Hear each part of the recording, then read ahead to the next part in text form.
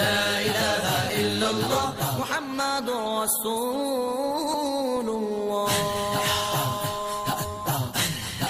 নতুন নতুন ওয়াজ নাত ও গজল পেতে আমাদের এই FUM নেট চ্যানেলটিকে সাবস্ক্রাইব করতে ভুলবেন না। আর পাশে যে বেল আইকনটি দেখতে পাচ্ছেন ওটাকে ক্লিক করে রাখবেন যাতে সবার আগে নতুন ভিডিও পেয়ে যান। আর লাইক কমেন্ট শেয়ার করতে ভুলবেন না। আসসালামু আলাইকুম। ওয়া আলাইকুম আসসালাম।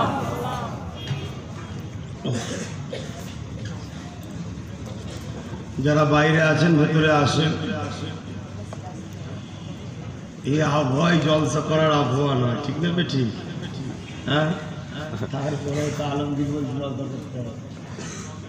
যাই চাওয়া খাওয়া যাই খাওয়া জলসা হবে না, এ তো ঘুমাবার আবহাওয়া। হ্যাঁ, আদা দেওয়ার রসুন মাইকলা ভাই আওয়াজটা ভাষণ।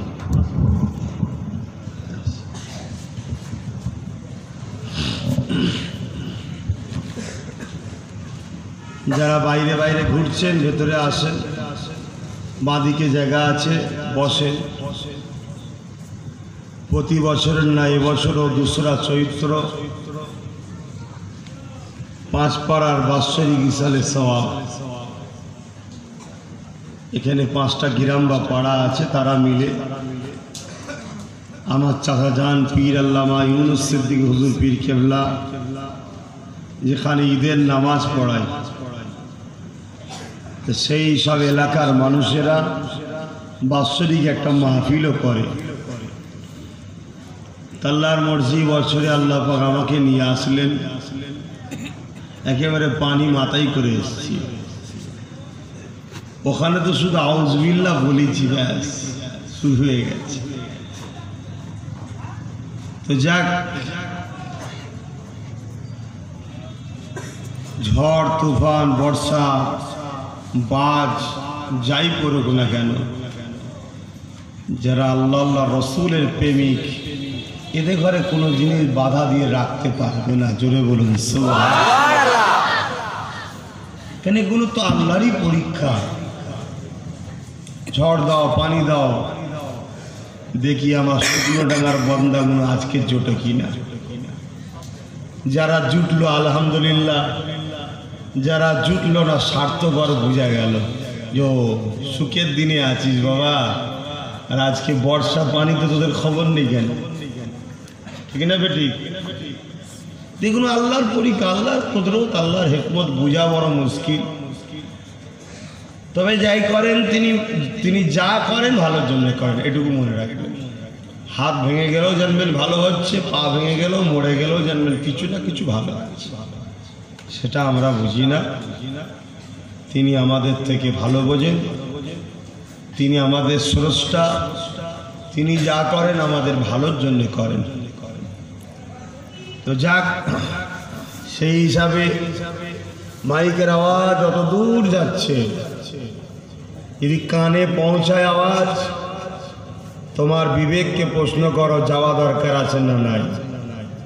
যদি বিবেক বলে হ্যাঁ গেলে আল্লাহ খুশি হয়, নবী খুশি হয়, তাহলে যে জায়গায় আছো শয়তান খুশি হচ্ছে, সরে আসো ওখান থেকে। কেন? তোমাকে সৃষ্টি করেছে আল্লাহ, আর তোমার জন্য আজও মদিনায় কাঁদছেন রাসূলুল্লাহ। জোরে বলুন সুবহানাল্লাহ। ইবলিস তো সর্বসময় চাইবে তোমাকে আমাকে ভুলিয়ে ভালিয়ে পটিয়ে পাঠিয়ে কি করে জাহান্নামে ঢুকানো যায়। তা আমরা বোকার মতো ইবলিসকে জিতিয়ে দিই। আমাদের তো সেই জায়গাটা মাথায় রাখতে হবে।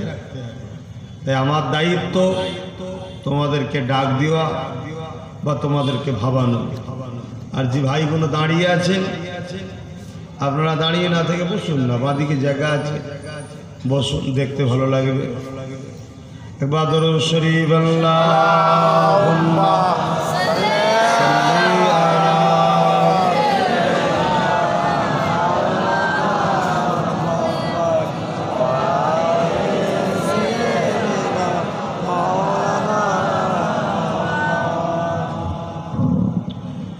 আউযু বিল্লাহি মিনাশ শাইতানির রাজীম।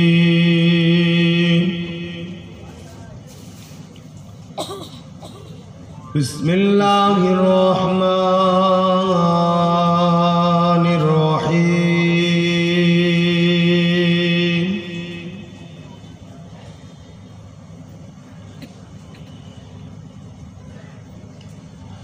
नहमदुहु व नुसल्ली अला रसूलिहिल करीम।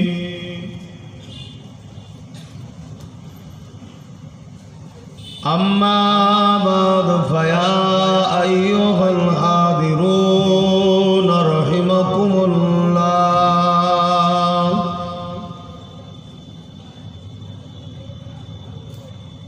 क़ाल अल्लाहु ताला फ़ी कलामिल मजीद वल फ़ुरक़ानिल हमीद।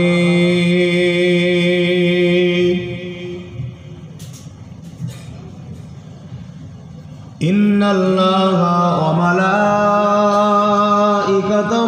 यस्सल्लूना अलन नबी या अय्युहल्लज़ीना आमनू सल्लू अलैहि व सल्लिमू तस्लीमा। अल्लाहुम्मा सल्ली अला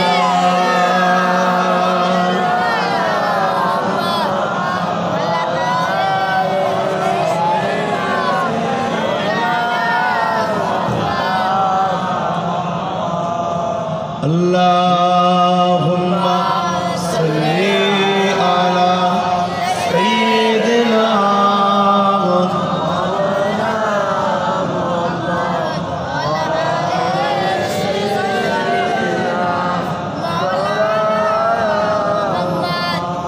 আলহামদুলিল্লাহ।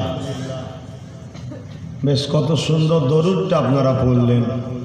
অনেক জায়গায় তো বলে বলে বলে বলে হাঁপিয়ে গেল, আওয়াজ বেরোয়। আপনারা বেশ খুব সুন্দরভাবে দরুদ পড়লেন। এত পানি বর্ষার পরও যাক যে কজন আছে আলহামদুলিল্লাহ বোঝা যাচ্ছে সলিডই আছে, মোহব্বতই আছে, ভালোবাসাতেই আছে। আর আল্লাহ পাক দিল দেখে, বাহ্যিক দেখে নেই। আব্বাস সিদ্দিকী কি কত সুন্দর দেখতে, কাকে কত সুন্দর দেখতে, কার কত সুন্দর দাড়ি, কার কত সুন্দর টুপি, কার কত সুন্দর জুব্বা, এটা আল্লাহ দেখবে না। কে দিল থেকে করছে ওটা আল্লাহ দেখবে। তো যাক, আপনারা দিল থেকেই করেন। আল্লাহ আপনাদের এই ভালোবাসাকে কবুল করে নেন। বলুন আল্লাহুম্মা আমিন। আরো জোরে বলুন আল্লাহুম্মা আমিন। দরুদ শরীফ আল্লাহুম্মা সাল্লি আলা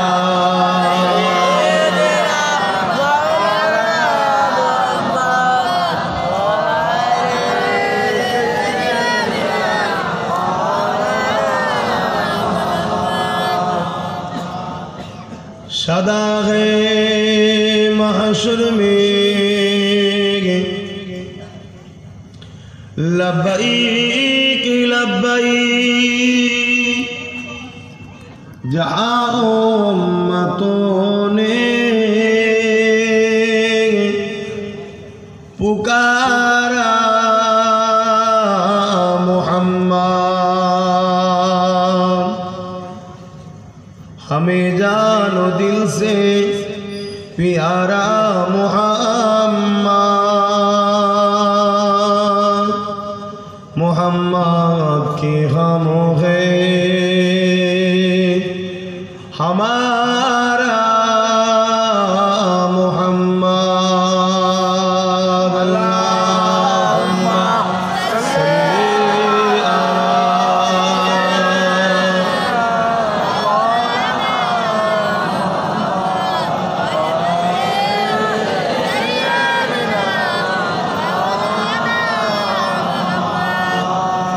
कलिमा ला इलाहा इल्लल्लाह, ला इलाहा इल्लल्लाह, ला इलाहा इल्लल्लाह, मुहम्मदुर रसूलुल्लाह, हस्बी रब्बी जल्लल्लाह, मा फी क़ल्बी गैरुल्लाह, नूर मुहम्मद सल्लल्लाह, हक़ ला इलाहा इल्लल्लाह, ला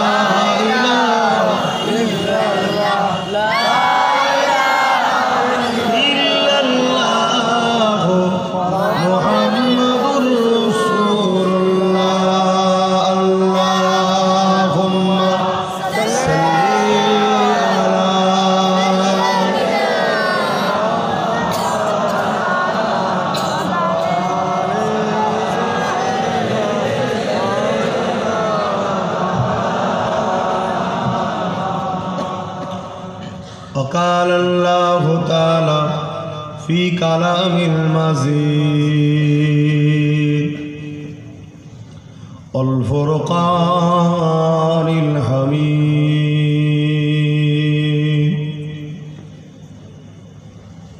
قل إن كنتم تحبون الله فاتبعوني يحببكم الله وأغفر لكم ذنوبكم والله غفور رحيم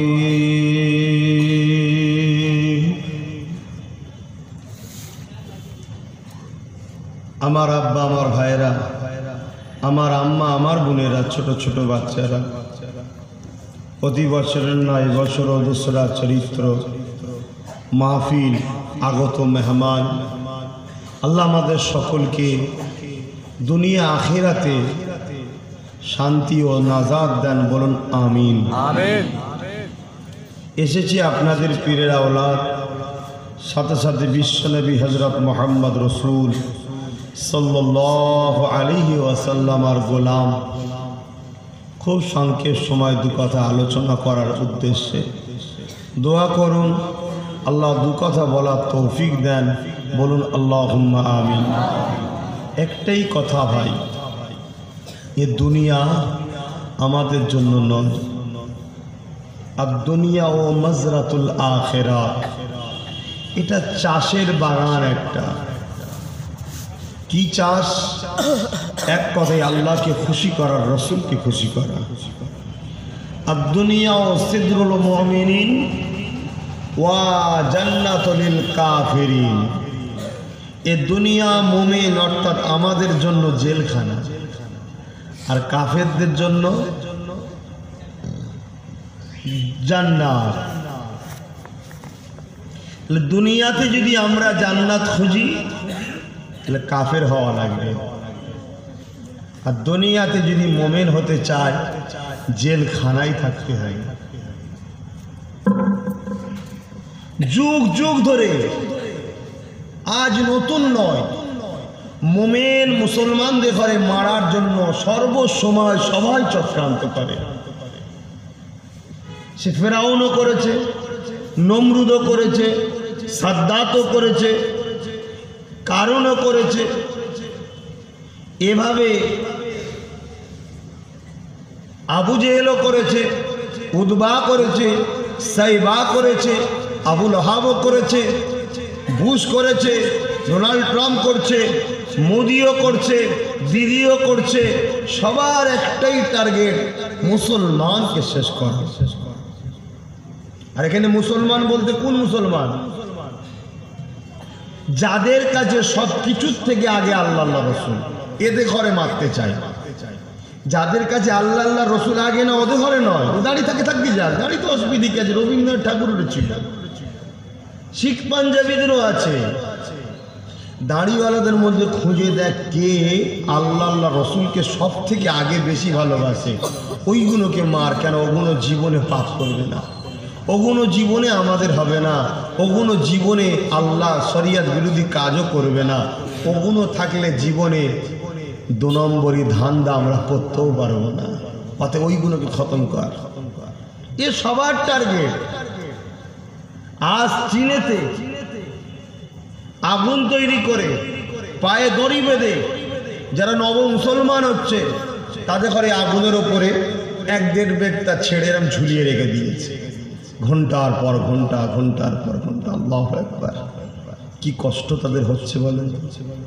আজকে সামান্য পানিতে আমরা যদি মনে করি মাহফিলে গেলে কষ্ট হবে, তাদের কি হচ্ছে ভাবেন। এত কষ্ট করছে, তথাপিও মুহাম্মদ রসুল তারা ছাড়ছে না। জোরে বলুন, জান্নাত তো তারা যাবে।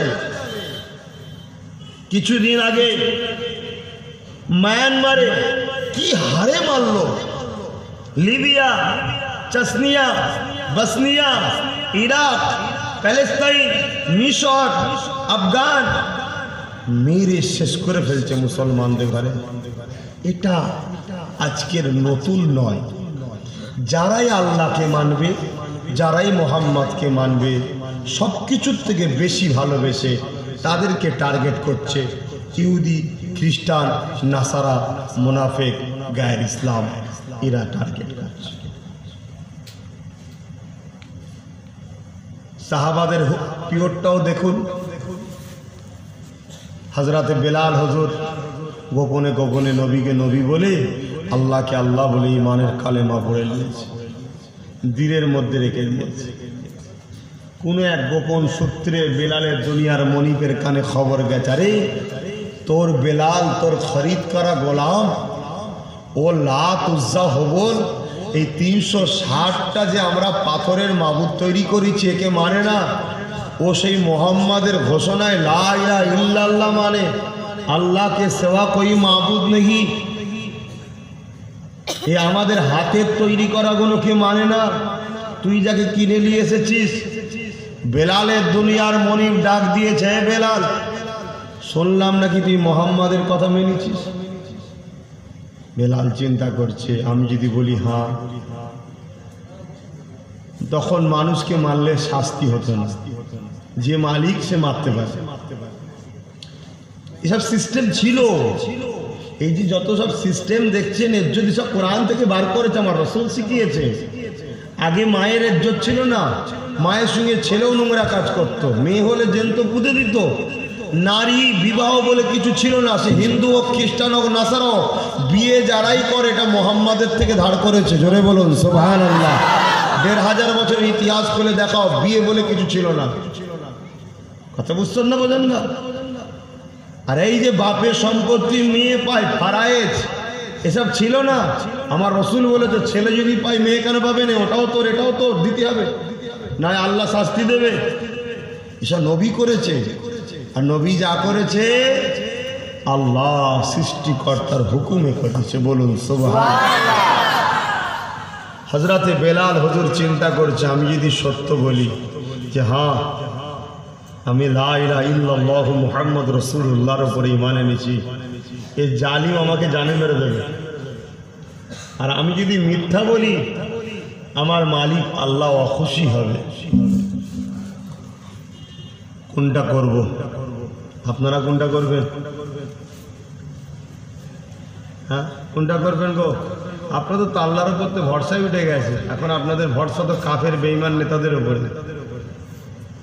এদের বিরোধী করলে এরা যদি মারে, জেলে দেয়, খেতে না পায়, এইসব তো টেনশন।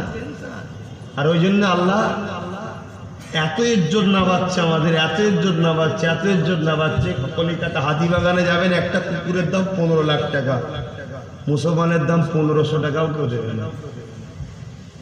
খারাপ নেবেন না ভাই, পরিবর্তন। আল্লাহর উপরে তাওয়াক্কুল রাখেন, সব কিছুর মালিক আল্লাহ। পৃথিবীর কোনো শক্তি নেই, তুমি যে নিজেকে আল্লাহর উপর সুপে দাও, তোমার কেউ কিছু করতে পারে। আল্লাহ ওয়াদা করেছেন যে নিজেকে আমার উপরে সুপে দেবে, তার হেফাজতের দায়িত্ব আমি আল্লাহ খোদ নিজে লোব। জোরে বলুন সুবহানাল্লাহ। হযরত ওমর ফারুক যখন খলিফা হয়েছিলেন, সিংহাসনে বসেছেন, হুজুরের পিরিয়ডের একটা কথা বিছখানে মনে পড়েছে, বলে দিই, তারপর ওই দিকে যাচ্ছি। একটা লোক ব্যবসা করার জন্য বিদেশে যাচ্ছে। বিদেশে যাবার সময় তার স্ত্রী গর্ভবতী ছিল। যাবার সময় ব্যবসায়ীটা বলছে, আল্লাহ আমার এই স্ত্রীর গর্ভে যে বাচ্চা আছে, আমি তো চলে যাচ্ছি, ওই বাচ্চা তোমার হাওয়ালায় রেখে গেলাম, তুমি হেফাজত করবে। চলে গেছে ব্যবসা করতে। তখনকার ব্যবসা তো বা এরম ছিল না। 2 বছর 2.5 বছর পরে সব ফেরে ঘরে। নদী পথের ব্যবসা তো, এসে এত ইনকাম করলে 10-12 বছর আর ঘর থেকে বেরোবে না। আবার 10-12 বছর পরে যাবে, আবার 2-2.5 বছর ধরে ব্যবসা করে আসবে। এসব সিস্টেম ছিল আগেকার বণিকদের। তাই 2-2.5 বছর কম বেশি হবে, ফিরে এসেছে। এসে এলাকার লোককে জিজ্ঞেস করছে, আমার বিবি, আমার বাচ্চা, আমার ঘর ধরে এই হাল কেন? সবাই বলছে, তুমি চলে যাবার কিছুদিন পরে, কয়েক মাস পরে তোমার স্ত্রী ব্যথা ওঠে, বাচ্চা হবে। তো ব্যথা উঠতে গিয়ে তোমার স্ত্রী মারা যায়। বাচ্চা হবার আগেই তো মারা গেছে, পেটে রয়েছে বাচ্চা। আমরা সব দাফন করে দিয়েছি। লোকটা জিজ্ঞেস করছে, কোথায় দাফন করেছো? বলছে, এই কবরস্থানে, এই জায়গাটায়, ঝোপটা দেখিয়ে।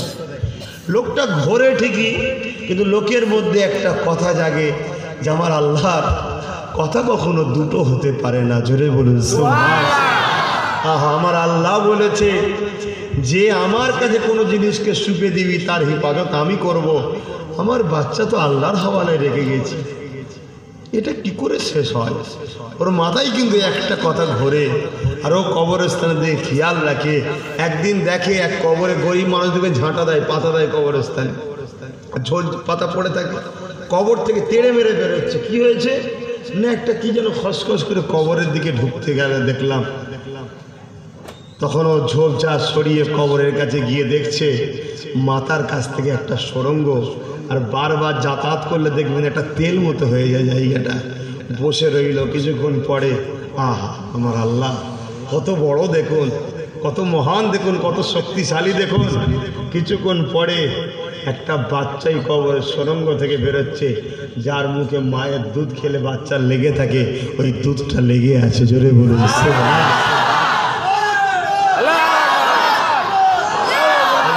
একবার। সেই আল্লাহর উপরে ভরসা আমাদের উঠে গেছে। আমরা মানুষ মানুষকে ভয় করছি, আমরা মানুষ মানুষের উপরে আস্থা রাখছি। এখন মানুষ মানুষের পূজারি হয়ে গেছি, যেই আমার সবকিছু করতে পারে। এজন্যে বাপ আমরা আজকে বঞ্চিত, এজন্যই বাপ আজকে আমরা বেউজ্জতি, এজন্যই আজকে আমরা ঠোকর খাচ্ছি।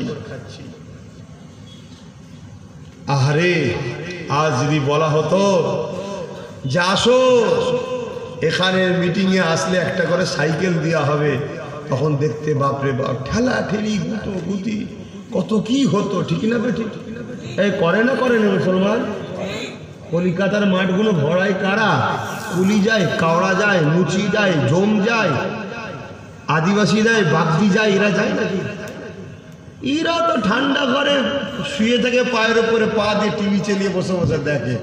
দেখেছিস ভাড়াগুলো কেমন জুটেছে? ঠিক আছে, ভোট দে, নেতা নেতৃত্ব তো আমরা দেবো, ওখানে বসে বসে মজা নেয়। কথা বুঝছেন না, বোঝেন না? আর আমার নবীর মাহফিল একটু পানি হয়েছে, 5 পাড়া জলসা তো, এ তো প্যান্ডেল খোলা দরকার। ঠিক না বেটি? আমি তো একটা এমনি পাড়ার জলসা এলে থেকে বেশি লোক হয়, তাহলে 5 পাড়ার যখন জলসা তবে প্যান্ডেল খুলতে হবে। আজকে এই হাল জ্ঞান। এ তো আল্লাহর কাজ, এ তো রাসূলুল্লাহর মাহফিল। এখানে গুরুত্ব থাকে নাকি? যারা গুরুত্ব দিচ্ছ তারা শোনো, যারা গুরুত্ব দিচ্ছ তোমরা শোনো। দুনিয়ায় রসুল সাইকেল দিতে আসবে না, কিন্তু রাসূলুল্লাহ দুয়া যদি একবার লেগে যায়, তুমি লাখ লাখ লোককে সাইকেল দিবার মালিক হয়ে যেতে পারো। জোরে বলুন রাসূলুল্লাহ শাফাআত ছাড়া একটা লোক জান্নাত যেতে পারবে না, বিচারই শুরু হবে না। রাসূলের শাফাআত ছাড়া বিচার শুরু হবে না। জমিনটা তামার মতো লাল হয়ে যাবে পুড়ে সূর্যের তাপে। নবীরা পর্যন্ত থরথর থরথর করে কাঁপবে, নফসি নফসি নফসি করবে, সব এদিক ওদিক করে ছুটবে। আব্বা আদম আমাদের জন্য আল্লাহর কাছে বলেন বিচার যেন শুরু করে, বড় কষ্ট হচ্ছে। আদম নবী বলবে ইযহাবু ইলা গায়রি, অন্য কারোর কাছে যা। আজ আমি আদম নিজেই টেনশনে আছি, যদি আল্লাহ বলে গন্ধম খেলি কেন? উত্তর আছে ভাই? আল্লাহর মুখের ওপরে কথা বলার কারো ক্ষমতা আছে? কি ভাবছো? ঈসা রুহুল্লাহ পর্যন্ত সবাই নফসি নফসি করবে।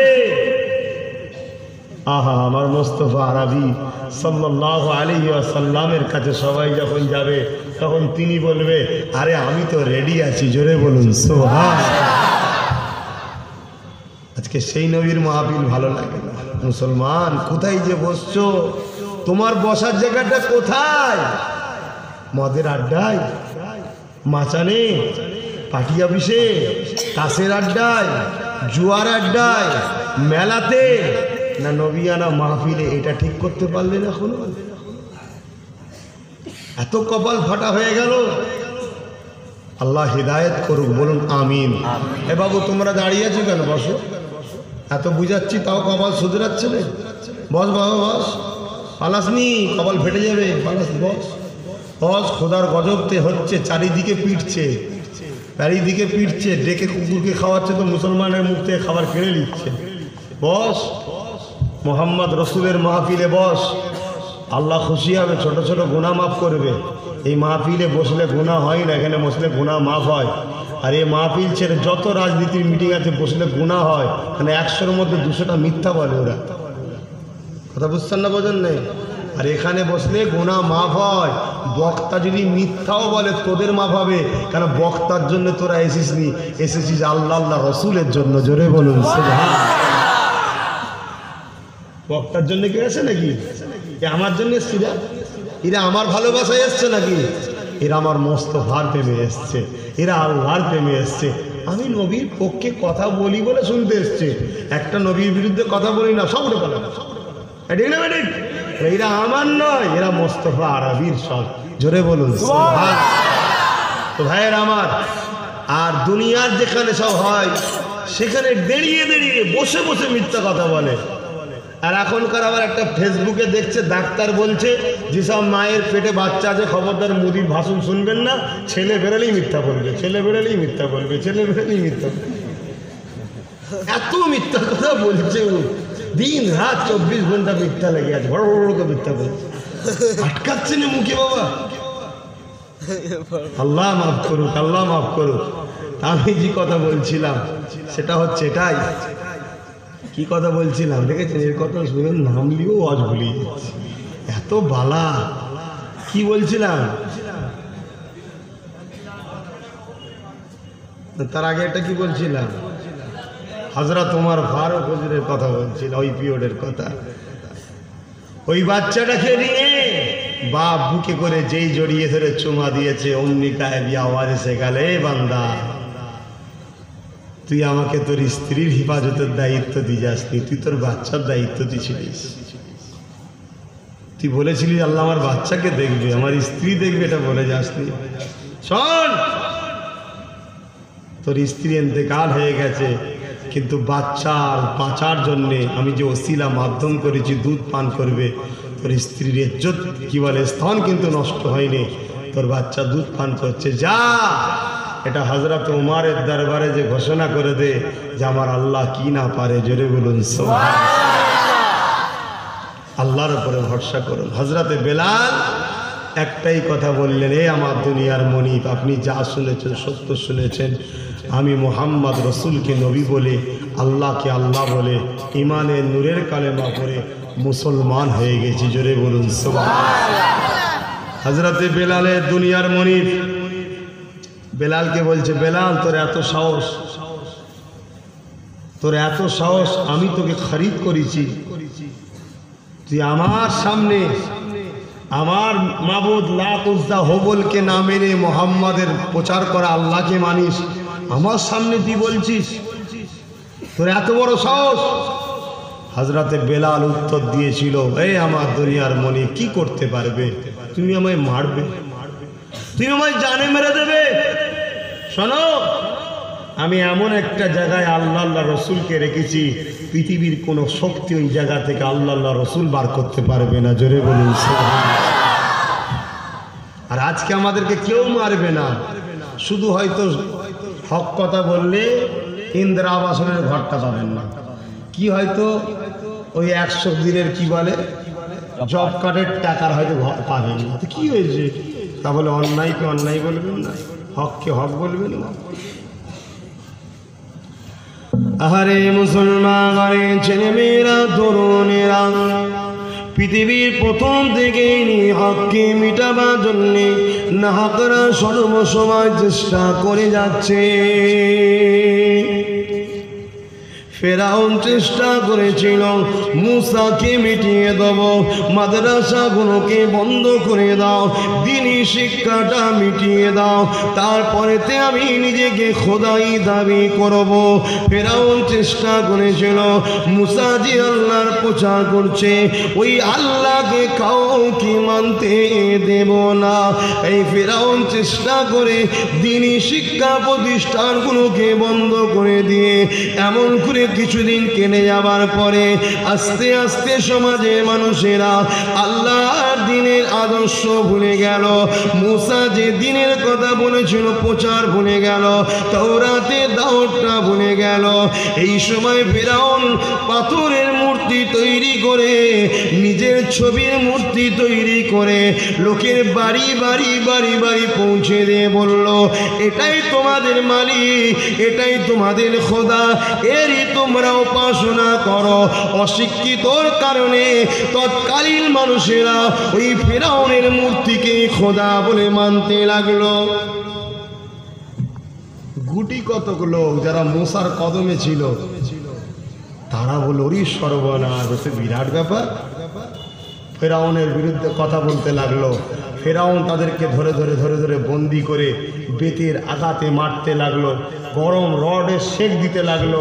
তারা কিন্তু আন্দোলন বন্ধ করলো না, কারণ আমরা আল্লাহর জমিনে আল্লাহর বিরোধী কাজকে মানতে রাজি নয়। জোরে বলুন সুবহানাল্লাহ। আজও সেই স্টাইল চলে আসছে, আমার বাংলাতেই চলছে। প্ল্যান মাফিক মাদ্রাসাগুলোকে বন্ধ করা হচ্ছে। চুচুড়ার মাদ্রাসা এখনো খোলা হয়নি, শুনছেন ভাই? এখনো ওটাকে ভেঙে প্রমোটিং করে একটা পার্টি ফান্ডের টাকা তৈরি করার প্ল্যান চলছে, কয়েক হাজার কোটি টাকা সম্পত্তি। আজকে যত আলিয়ার আন্ডারে মাদ্রাসা আছে, ফুরফুরা বলেন, এইসব বেলডাঙ্গা বলেন, এই সব মাদ্রাসাগুলো আস্তে আস্তে বন্ধ করে দেবার প্ল্যান চলছে। অলরেডি ঘোষণা করেছে বন্ধ করে দেওয়া, ওগুলো চালাতে পারবে না। তাহলে কি চলছে? আমাদের ভাবারও সময় নেই, আমাদেরও শোনারও সময় নেই, আমাদেরও দেখারও সময় নেই। আর যদিও আমাদের মতো একটা দুটো নবীর গোলাম যদি বলে, আপনাদের আবার আমাদের কথাটাকে তেতো লাগছে। পরিবেশ কোথা যাচ্ছে বুঝতে পারছেন? আস্তে আস্তে আপনারা ইসলাম থেকে বেরিয়ে যাচ্ছেন, আপনারা নিজেরাই বুঝতে পারছেন। আপনারা নিজেকে মুসলমান মনে করছেন, কিন্তু আল্লাহ মাফ করো, লাখ নয় কোটি কোটি মুসলমান কবরে যাওয়ার পরে তাদের কবরে 99টা করে সাপ দেবে আল্লাহ। দুনিয়ার লোক মনে করছে হাজি, দুনিয়ার লোক মনে করছে নামাজি, দুনিয়ার লোক মনে করছে আলেম, কিন্তু কিয়ামত দিন দেখা যাবে সব জাহান্নামের কাতার দিচ্ছে। আর দুনিয়ার লোক দেখে খারাপ ভাবতো, দাঁড়িয়ে যে বেড়াই, মদ খায়, বদমাইশি করে আর করে, আল্লাহ মাফ করুক, দেখা যাবে ওই কিয়ামত দিন জান্নাতের দরজা করে দাঁড়িয়েছে। হ্যাঁ ভাই, তোর এখানে কি ব্যাপার? না, আমার রাসূলুল্লাহর ঘরের জন্যে আমি লড়তে গিয়ে মরে গেছিলাম, আল্লাহ সব মাফ করে দিয়েছে। জোরে বলুন সুবহানাল্লাহ। আর তুই এত নামাজ পড়ে আর করে এখানে কেন? নামাজ পড়তেন ভাই, কিন্তু মসজিদ বাঁচাবার শখ ছিল না। রোজা রাখতেন ভাই, কোরআন বাঁচাবার শখ ছিল না। হজ করেছিলাম ভাই, রসুল ইসলামকে বাঁচাবার শখ ছিল না। ও নিজে নিজেই ব্যস্ত ছিলাম। কথা বুঝে আসছে? বাবেরা, নওজোয়ান তরুণেরা, এ নবী পাকের প্রেমিকেরা, দুদিনের দুনিয়া ময়া পড়ে আখিরাতকে ভুলে যাবেন না।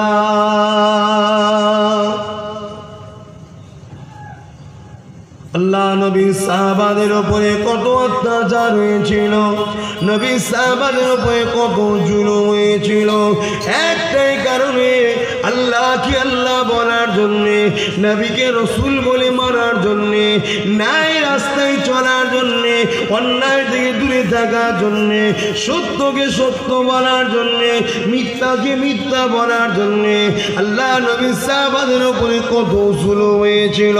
ইসলামের প্রাথমিক সময় প্রথম দিকে যারা ঈমানের কালেমা পড়েছিলেন, ওই সাহাবা হুজুরদিগকে মরুভূমির গরম বালির উপরে শুইয়ে দিয়ে তাদের বুকের উপরে ভারী পাথর চাপিয়ে দিয়ে বলতো, মুহাম্মাদকে ছেড়ে দে, আল্লাহকে ছেড়ে দে। ওই সাহাবারা গরম বালির উপরে জমিনে পিঠটা ফুটে যেত, বুকে ভারী পাথরের চাপে নিঃশ্বাস নিতে কষ্ট হতো, তথাপিও তারা আল্লাহকে ছাড়েনি।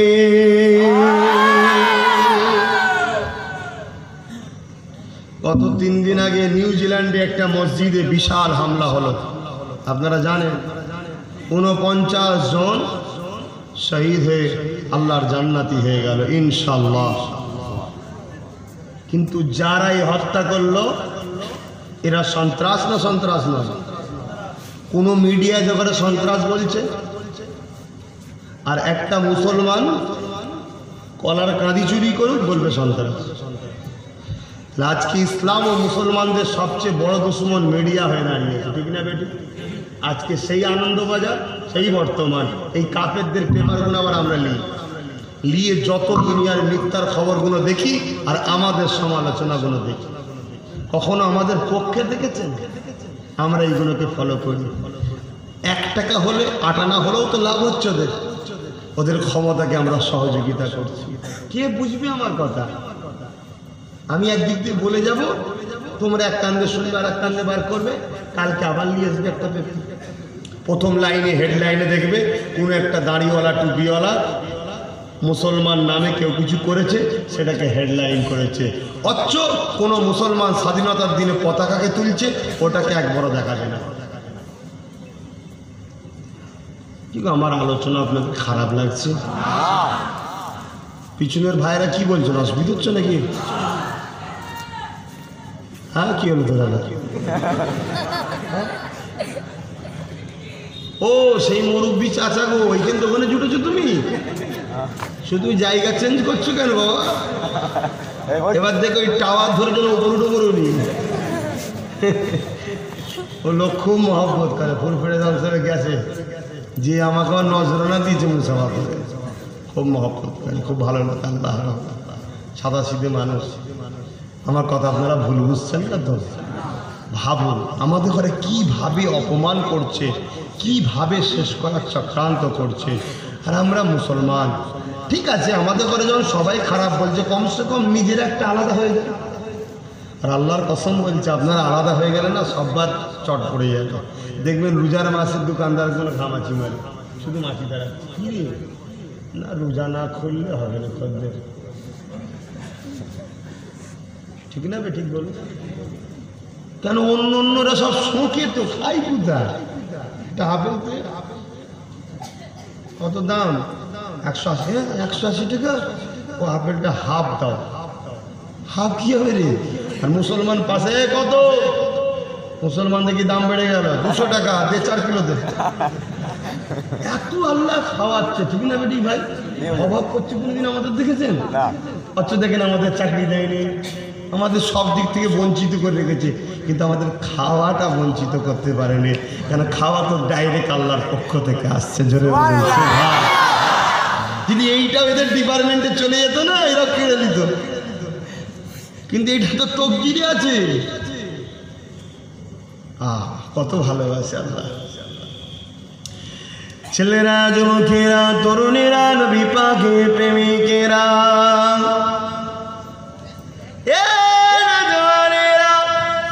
আল্লাহকে মুহাব্বত করেন, নবীকে ভালোবাসে, দুদিনের দুনিয়া মায়া করে আল্লাহ আল্লাহ রসুলকে ছেড়ে দেবেন না। আমার তোমার মেন পাওয়ারটা হলো ঈমান। ঈমানটা হলো রসুলের মুহাব্বত, ভালোবাসা।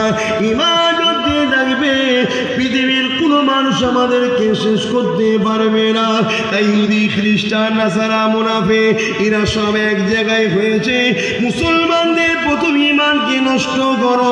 ঈমান কি করে নষ্ট করা যাবে? এক কাজ করো, মুনাফিক সাজিয়ে দিয়ে সমাজে ইমাম, আলেম, পীর, মৌলানা সাজিয়ে এমন কিছু কথা শিখাও যাতে এদের ঈমানটা বরবাদ হয়ে যায়। সমাজে কেউ নবীকে আমাদের মতো মানুষ বলছে, কেউ মরে গেছে বলছে, কেউ সাফাত করতে পারবে না বলছে, কেউ মাটির তৈরি বলছে, কেউ ইয়া রাসূলুল্লাহ বলা যাবে না বলছে, কেউ বিশ্ব নবী দিবস করা যাবে না বলছে, কেউ পীর মানা যাবে না বলছে, কেউ মুজাদ্দিদ মানা যাবে না বলছে। এ যুবকেরা, আব্বারা, তরুণেরা, আবার কেউ বলছে কবর জিয়ারত করা মানব পূজা সমান। এই কথাগুলো যারা মানবে অবশ্যই তারা ঈমান হারা হয়ে যাবে। এই প্রচারকারীদের কথা এক শ্রেণীর মুসলমান কিন্তু মানতে চায় না। তারা একটাই কথা বলছে, আমাদের বাপ দাদা নানা আত্মীয় স্বজন সবাই ওলিয়া উলিয়াদের মেনেছে। যুগ যুগ ধরে আমরা বিশ্ব নবী নিবাস করছি, আল্লাহ নবীকে নূর বলে মেনেছি, আল্লাহ নবীকে হায়াতুন নবী বলে মেনেছি। অতএব তোমাদের কথা মানব না, আমরা নবীর পক্ষে থেকে যাব। এক শ্রেণীকে তো সরাতে পারছেন। এইগুলো যদি সমাজে থাকে, ইমানদার তো বেশি লাগে না, ইমানদার কম হলেই যথেষ্ট। বদরে বেশি লেগেছিল নাকি ভাই? গরিবে নওয়াজ যখন ভারতবর্ষে এসেছিল বেশি লেগেছিল?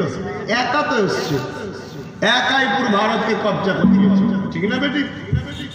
তাহলে অতএব এইগুলো কি করে দাবানো যায়?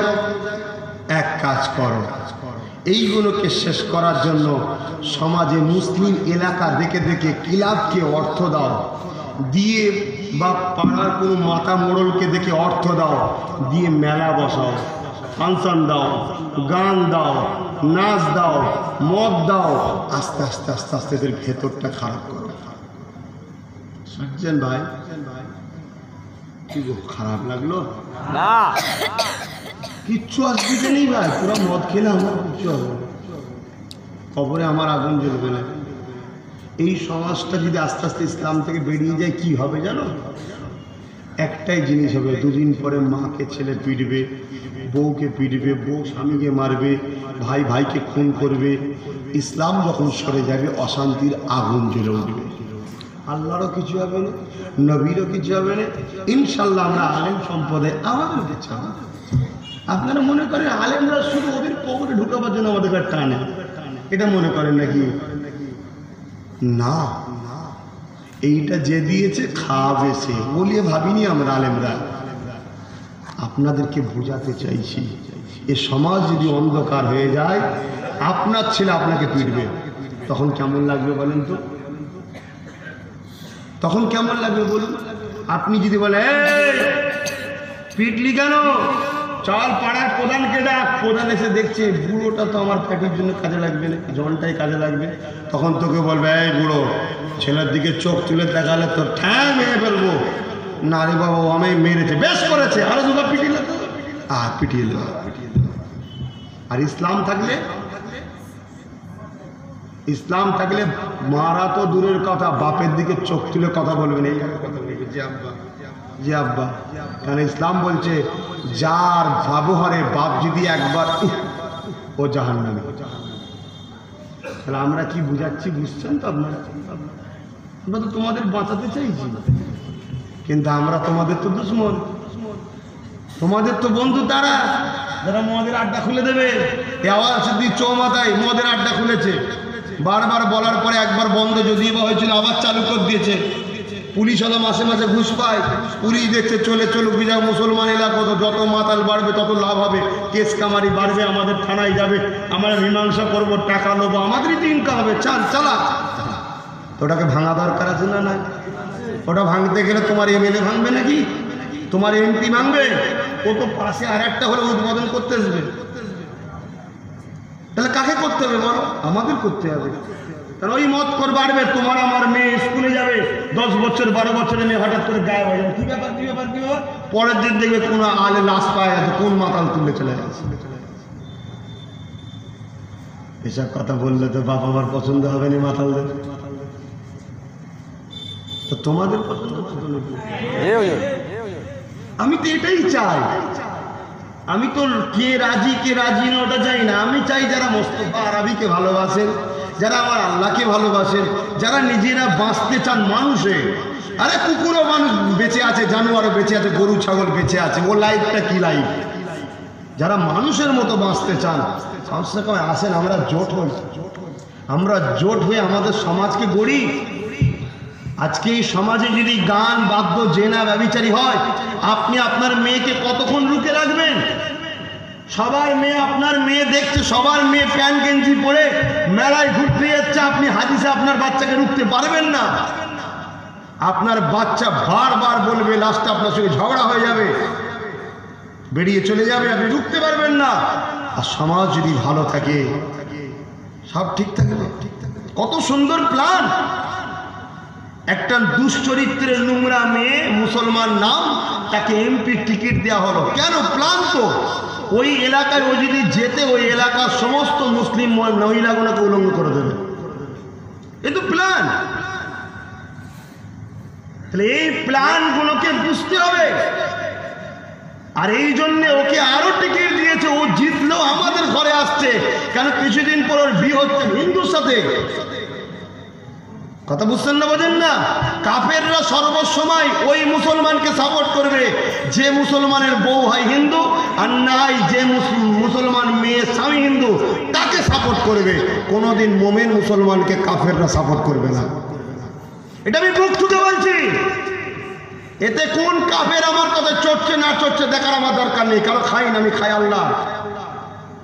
আমার কওমকে বাঁচাতে গিয়ে আমায় বলতে হবে যেসব মুনাফিকি চক্রান্তগুলো বোঝেন।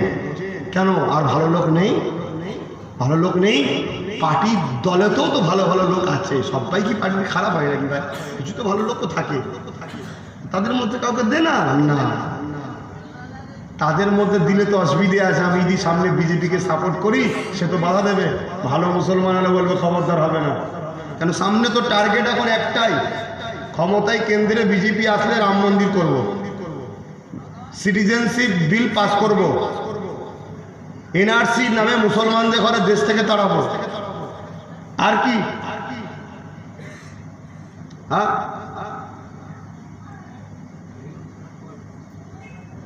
এগুলো তো প্ল্যান। আর হলো একটা 3 তালাক। বলুন, আপনার বাংলা থেকে লোকসভায় আব্বাস সিদ্দিকী তো চিল্লাবে না? লোকসভায় আমাকে ঢুকতে দেবে না? ওখানে তো এমপিরা যে চিল্লাবে যে না, ওখানে বাবরি মসজিদ ছিল, যারা বাবরি মসজিদ ভেঙেছে আগে তাদের শাস্তি হবে। এই চিল্লাবার মতো বাংলায় একটা মুসলমান এমপি আছে? এই জোরে বলেন, এমপি আছে? 4 থেকে 5 কোটি মুসলমান বাংলার। এই 4-5 কোটির যদি একটা ইমানদার মুসলমান লোকসভায় গিয়ে চিল্লাতে না পারে বাবরি মসজিদের জন্য, এই 5 কোটি মুসলমানের উপরে আল্লাহর গজব হবে। কথা বুঝছেন না, বোঝেন না? তোরা 5 কোটি বেঁচে থেকে কি লাভ যে একটা ইমানদারকে তোরা জিতাতে পারলি না? সব নামাজ কাফের মুনাফিক গুলোকে জিতালি তোরা। মাথায় ঢুকান আমার কথা। যখন 3 তালাক বিল নিয়ে লোকসভায় হই হই হবে, আরে আল্লাহর কোরআনের উপরে কে হাত দেবে? কোন মায়ের লাল পয়দা হয়েছে আল্লাহর শরীয়তের আইনের উপর হাত দিতে পারে? আল্লাহর শরীয়তের আইনের কোনো ভুল আছে নাকি? আরে আমার দেশের সুপ্রিম কোর্টের ভুল হতে পারে, আমার দেশের সংবিধানের ভুল থাকতে পারে, আমার দেশের সব কিছুর ভুল হতে পারে, আল্লাহর কোরআনের কখনো ভুল হতে পারে না। জোরে বলুন সুবহানাল্লাহ। আজকে সেই কোরআনের আইনের উপরে যখন হাত তুলে কেউ কথা বলবে, বাংলার 5 কোটি মুসলমানের একটা প্রতিনিধি সেখানে কেউ চিল্লাবার নয়। এটা প্ল্যান মাফিক করা হচ্ছে যে সেই রকম মুসলমানকে দাঁড় করাবিনি যারা গিয়ে মুসলমানের হয়ে, কোরআনের হয়ে, মসজিদের হয়ে লড়তে পারবে। এগুলো প্ল্যান। ভাবো, আমি বললে বলবে এইটুকু ছেলে এত বড় বড় কথা বলার কি দরকার, এর কি ভাবার কি দরকার? ওই জন্যেই ভাই ভাবছি সব মাহফিল বন্ধ টন্ধ করে দিয়ে কিছু ব্যবসা ট্যাবসায় নেমে যায়। ব্যবসা করে হালাল তো নাকি? ব্যবসা করি বাবা, যা হচ্ছে হোক, কি যা কি করবো আর কি। আহা আফসোস, কিছুদিন আগে একটা বোরখা কি এটা হচ্ছিল, বোরখা পরে ছেলে ধরা কেটে বেরোচ্ছিল না? আর পুলিশ চৌধুরী ঘোষণা করছে কি, ধরা পড়লে খবরদার আইনকে কেউ হাতে নেবেন না, আমাদের কাছে দেবেন, সামনে দৌড়তে ঢুকাবো, পিছন দৌড় দিয়ে আবার বার করবো। এ তো প্ল্যান রে বাবা। বোরখা থেকে তোলার একটা প্ল্যান। মুসলিম মেয়েরা বেপর্দা না হলে জেনা হবে কি করে? আর জেনা যতক্ষণ না মুসলিম সমাজে হবে ততক্ষণ মুসলিম সমাজের উপরে আল্লাহর রহমত তো উঠবে না, রহমত থাকবে। অতএব মুসলিম মেয়েদের ঘরে বাইরে বার করো, জেনা করো, ব্যভিচারী করো, ওদের উপরে খোদার গজব হবে, তখন পুরো ধ্বংস হবে। এ তো প্ল্যান। খারাপ লাগছে নাকি? যাক, দরকার নেই, আমার দায়িত্ব আমি পালন করে দিলাম। আল্লাহ তুমি আমায় মাফ করে দিও। আমার বলার কর্তব্য বললাম। যদি এরা সাথ দেয় আগামী দিন ইনশাল্লাহ আল্লাহ আমি লড়তে রাজি আছি। এরা যদি সাথ না দেয় আমি একাধিক লড়বো। তোমাদের মধ্যে থেকে ভালো খোদাভীরু নবী প্রেমিক মোত্তাকি পরেশগার তোমাদের মধ্যে থেকে ভালো লোককে দাঁড় করাও, তোমরাই জিতাও তাকে। কথা বুঝছেন না? বুঝুন না, কাফেরদের ছাতার তলায় দাঁড়িয়ে আছো। বিজেপি কাফের, সিপিএম কাফের, টিএমসি কাফের, কংগ্রেস কাফের, এদের সবার হেড কে ভাই? কাফের না মোমেন? এরা জীবন ইসলামের ভালো চাইবে? এরা জীবনে চাইবে? যখনই একটা এমপি এদের পার্টি থেকে উঠে কথা বলতে যাবে, এই বস বস টিকিট দেবেন এর পরে বারে, ও চিন্তা করছে আমার গাড়ি, আমার বাড়ি, আমার বইয়ের গাড়ি, আমার ছেলের গাড়ি, আমার শ্বশুরের গাড়ি সব চলে যাবে। ও ইসলাম যাই যাক যা, ঠিক আছে স্যার যা বলবেন তাই শুনবো স্যার। এ হয় কখন এইভাবে?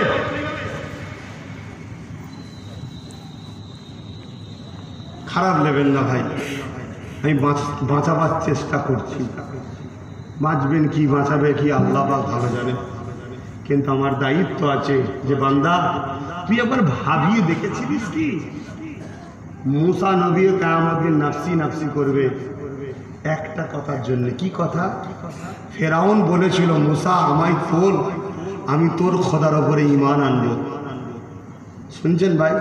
মুসা নবী কিন্তু ওর দিকে তাকায়নি, মুখ ঘুরিয়ে দিয়েছিল। মুসা চিন্তা করছে কিয়ামতের দিন যদি আল্লাহ জিজ্ঞেস করে তুই কেন তুললি নিয়ে। শুনছেন না শোনেন? আল্লাহ জিজ্ঞেস করবে না, আমরাও জানি, তার জন্য নাফসি নাফসি করছি। তাহলে আজকে আমি যদি তোমাদের ঘরে সত্য কথাটা না ভাবাই তা কিয়ামতের দিন আল্লাহ আমায় ধরবে তো? তুই বললি না কেন, হবে কি হবে না, মানবে কি মানবে না সেটা তো আমি জানি।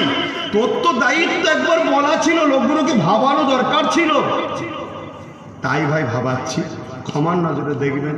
কারো যদি অসুবিধে হয় কি করা যাবে, মনে করবেন খব দেখছিলাম যে আব্বাস সিদ্দিকী পাগলের মতো বকছিল আর আমি শুনছিলাম, ব্যাস মিটে যাবে। সুন্দর হিসাব তো। বাবেরা না জওয়ান তরুণেরা, আরে কত কষ্ট করেছেন সাহাবারা ইসলামকে প্রচার করার জন্যে। আজকে সেই ইসলাম আমাদের কাছে এসেছে। বংশসূত্রে তোমার বাপ পেয়েছে, বংশসূত্রে তোমার দাদু পেয়েছে।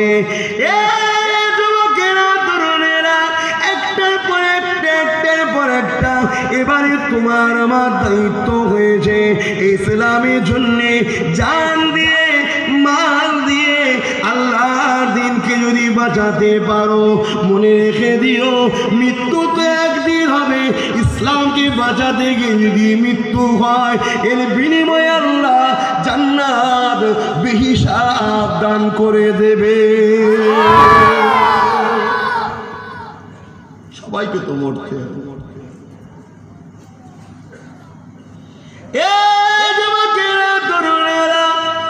আমি বলছি না আপনারা অস্ত্র হাতে তুলে নিন, আমি বলছি না আপনারা লড়াইয়ের ময়দানে নেমে পড়ুন, না আমি এটা বলছি না। এখনো তোমাদের পায়ের তলাতে মাটি আছে, আল্লাহ তোমাদের অধিকার দিয়েছে, আল্লাহ তোমাদেরকে পাওয়ারফুল বানিয়েছে। মুসলমান তোমরা একটা সৎ চরিত্রওয়ালা ভালো নবী প্রেমিক খোদাভীরু একটা ছেলে দেখে, যুবক দেখে, বাপ দেখে একটা নেতা ঠিক করে নাও, তার পাশে দাঁড়িয়ে যাও। হ্যাঁ দিকে হ্যাঁ বলো, তার নাই না বলো। এইভাবে তোমরা এক হয়ে যাও মুসলমান। আরে আমার আবু বকরের 22% বাংলায় ভোট আছে, মোট মুসলমান ভোট 21%, আবু বকরের শুধু 22% আছে। এ ছেলেরা যুবকেরা এক হয়ে যাও, এক হয়ে যাও আর আওয়াজ তুলতে লাগো।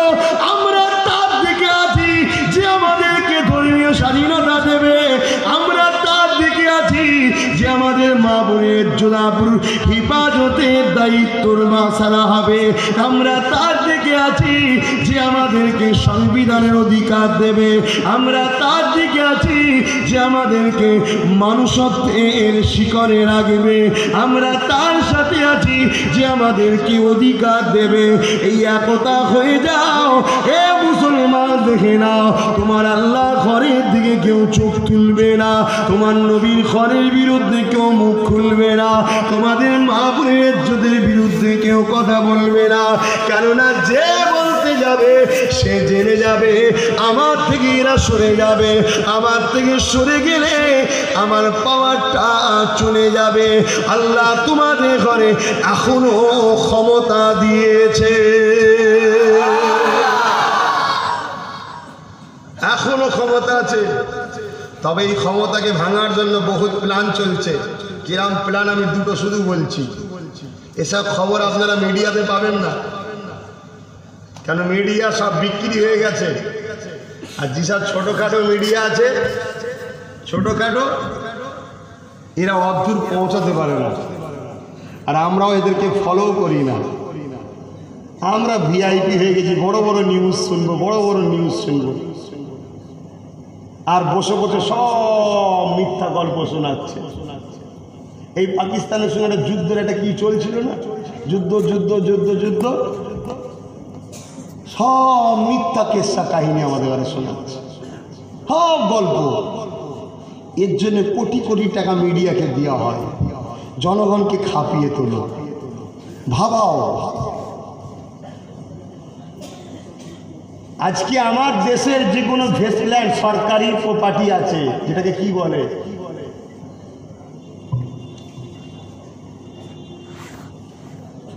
কি জায়গা বলে,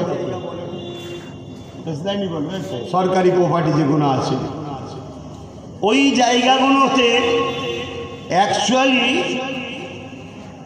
অন্য কোনো দেশের মানুষ যদি বিপদে পড়ে দেশে সাহারা নিতে আসে, যতদিন না ওই দেশে সমস্যা সমাধান মিটবে ততদিন থাকবে।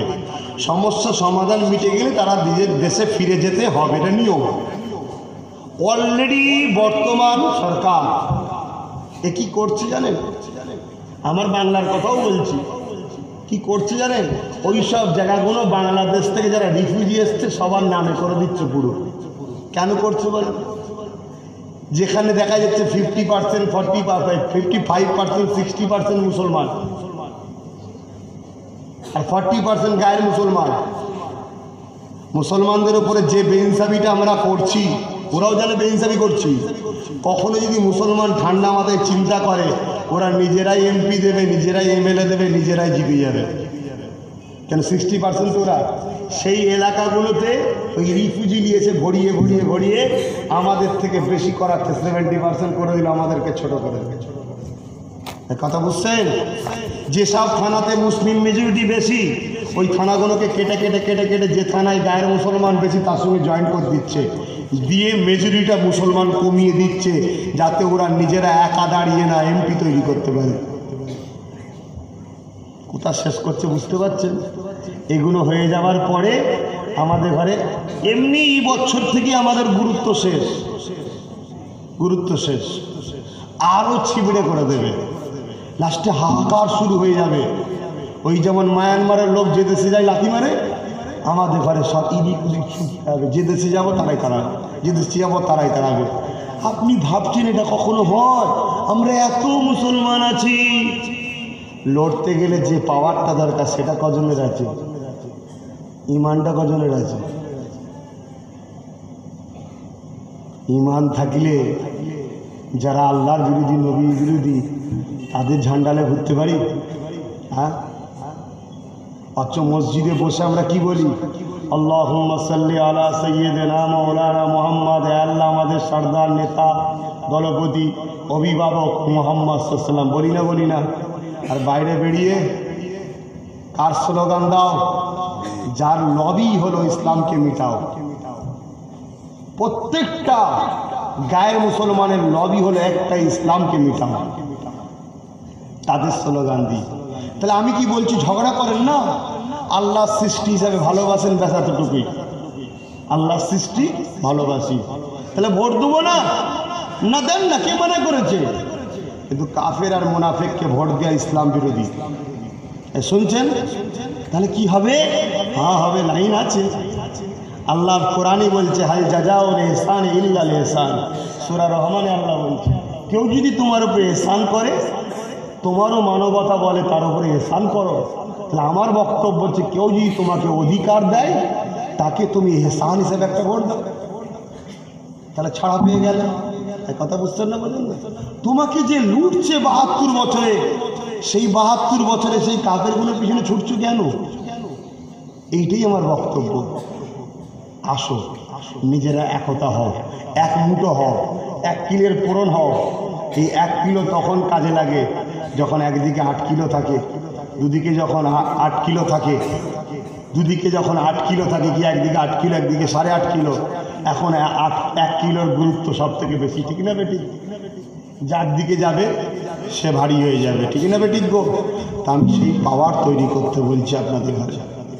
আর এই জন্যে করতে বলছি, ইসলামের স্বার্থে, মসজিদ মাদ্রাসার স্বার্থে, গরিব অসহায় মুসলমানের স্বার্থে, মা বোনের স্বার্থে আমি এজন্যই করতে বলছি, আমার দেশের স্বার্থে।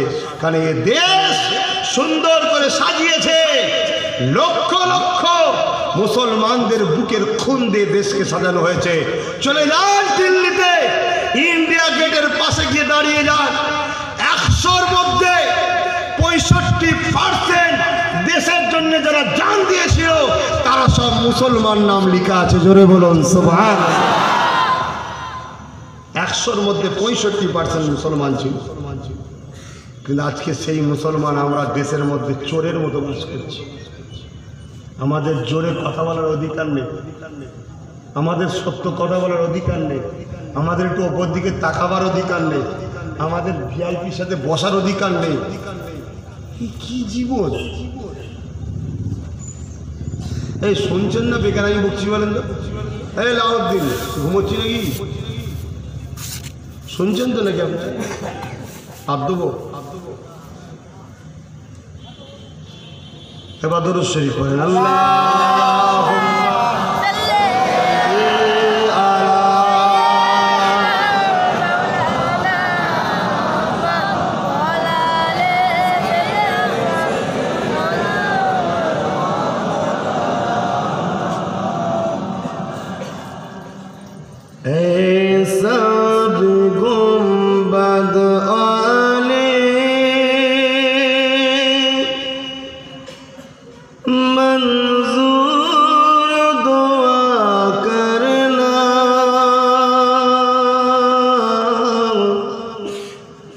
जब आँख नज़र आए दीदार अता करना, जब आँख नज़र आए दीदार अता करना।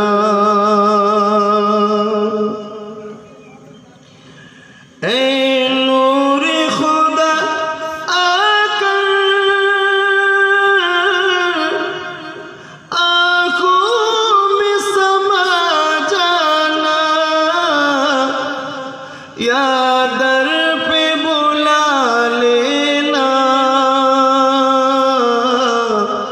या ख्वाब में आ जाना,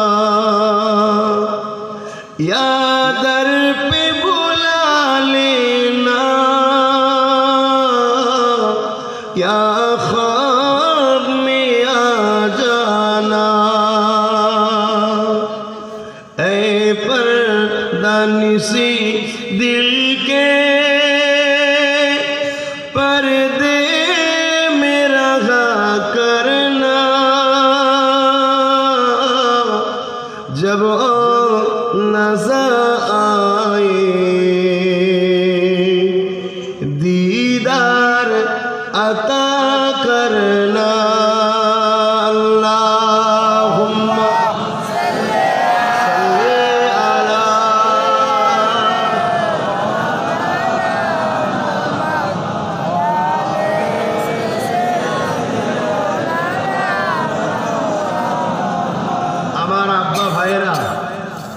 আপনারা কি আমার কথায় কষ্ট পাচ্ছেন? কলিকাতায় আমি একটা প্রোগ্রাম করেছিলাম, আপনারা গিয়েছিলেন? 31শে জানুয়ারি প্রোগ্রামটা কি জন্য ছিল আপনারা জানেন তো? বহু দাবি দাবা ছিল, তার মধ্যে মূল হলো কি, শরিয়াত বিরোধী কোনো আইন আমরা মানছি না, শরিয়াতের ওপরে কেউ হস্তক্ষেপ করবেন না। এই কথাটা কি আমি ব্যক্তিগত বলছি, এটা একদিকে যেমন আমার ইমানি দায়িত্ব, আরও খুশির সাথে বলছি আমার দেশের সংবিধানও বলছে কারো ধর্মের ওপরে আঘাত দিবার কোনো নেতার অধিকার নেই। তাহলে যে নেতাগুলো ধর্মের ওপরে আঘাত দেয় ওরা কি দেশের সংবিধান মানে? দেশের সংবিধানকে যারা অমান্য করে তারা আবার দেশের মাথার মোড়ল হয়, দেশ থাকবে না ধ্বংস হবে? তাহলে আমরা দেশবাসী হিসাবে দেশকে বাঁচাতে গেলে এরকম মোড়লকে নামানো দরকার আছে। তাহলে আজকে কেন্দ্রে বিজেপি সরকার বারবার ইসলামের বিরুদ্ধে অ্যাটাক করছিল, তাহলে আমাদের দাবি কি, যে ইসলামের বিরুদ্ধে কেন্দ্র হোক রাজ্যে হোক কোনো রকম মত আমরা মানতে রাজি নয়, এ হস্তক্ষেপ চলবে না। এ দাবিটা ভুল না ঠিক? দ্বিতীয় দাবি ছিল কি, চুচুড়ায় 200 বছরের মাদ্রাসা, ওই মাদ্রাসাকে খুলতে হবে, এখনো খোলেনি। যতক্ষণ না খুলবে দাবি চলবে না বন্ধ হয়ে যাবে? এখন দাবি করতে গিয়ে যে সরকার মাদ্রাসা বন্ধ করেছে তাহলে তার ক্ষতি হবে তো নাকি?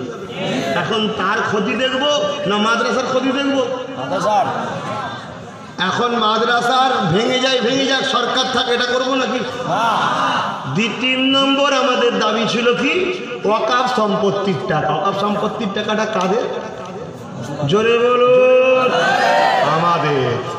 এ টাকা আমাদের। এটা কি কোনো সরকারের টাকা না, আমাদের পূর্বপুরুষরা রেখে গেছে, এটা আমাদের ব্যক্তিগত টাকা। পার বছরে ইনকাম কত? 22 থেকে 30 হাজার কোটি। আর আমরা দেশে বাস করি কত কোটি? 22 কোটি মাত্র। এটা 22,000 কোটি।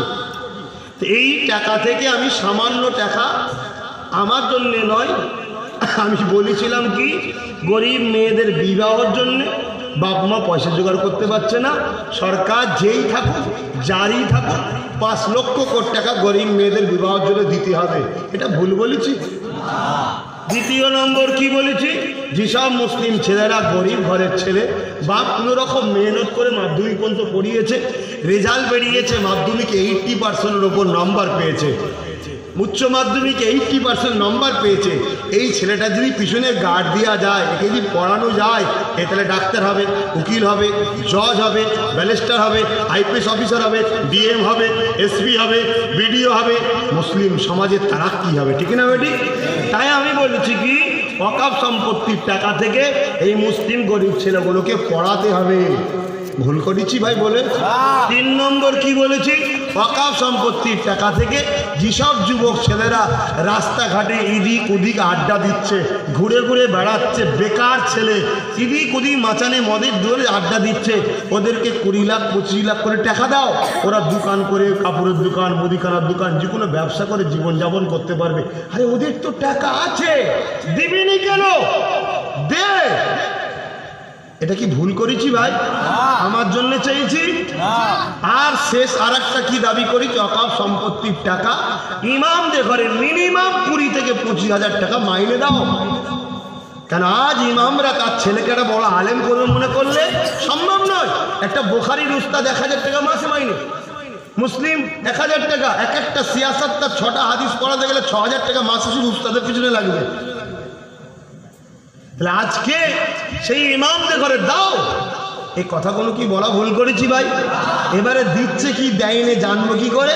তাই ফুরফুরা শরীফ আহলে সুন্নাত ওয়াল জামাতের সমাজসেবী একটা পদ আছে, ওই পদ থেকে ওয়াকফ সম্পত্তির একজনকে প্রতিনিধি রাখতে হবে। আহলে সুন্নাত আমরা তদন্ত রাখবো দিচ্ছে কি দেয়নি, ঠিক না বেটি?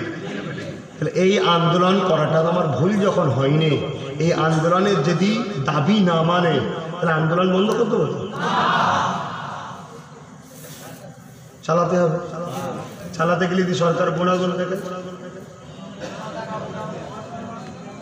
তাহলে আমি কি বলবো তখন আমার একটাই কথা হবে, তোমরা এই যে দাবিগুলো বললাম এই অধিকারগুলো চাও কি? এই অধিকারগুলো যদি চাও,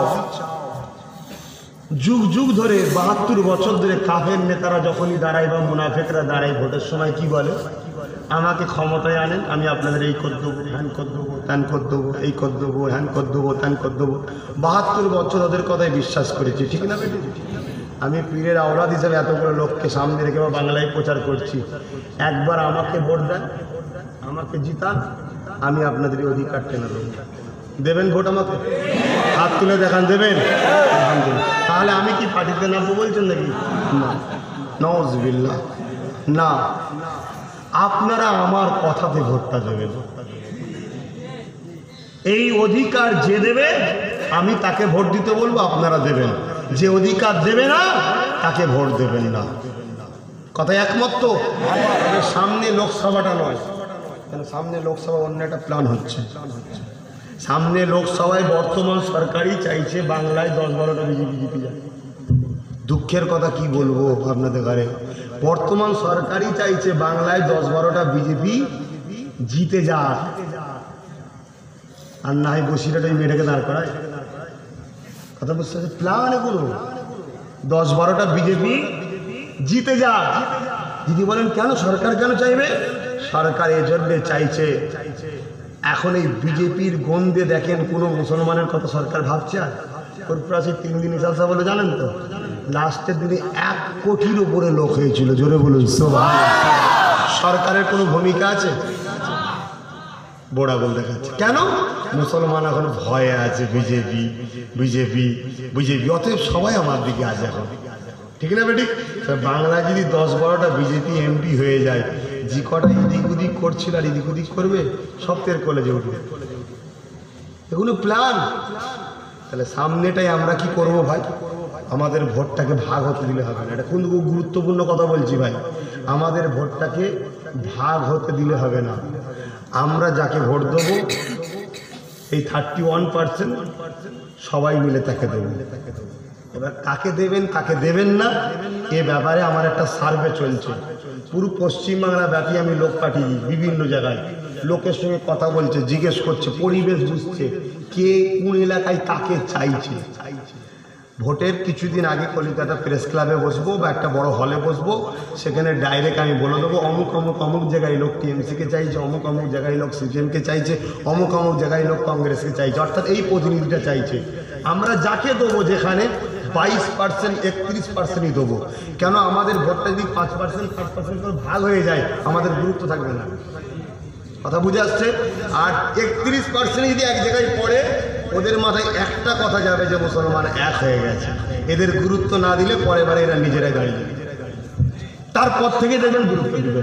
তারপর থেকে সে জিজ্ঞেস করে ভাই কি লাগবে, কি হবে, কি হয়েছে, তারপর থেকে গুরুত্ব দেবে। কেন? আমাদের ভোট এখন ভাগ হয়ে গেছে। এই ভাগটা করলে হবে না।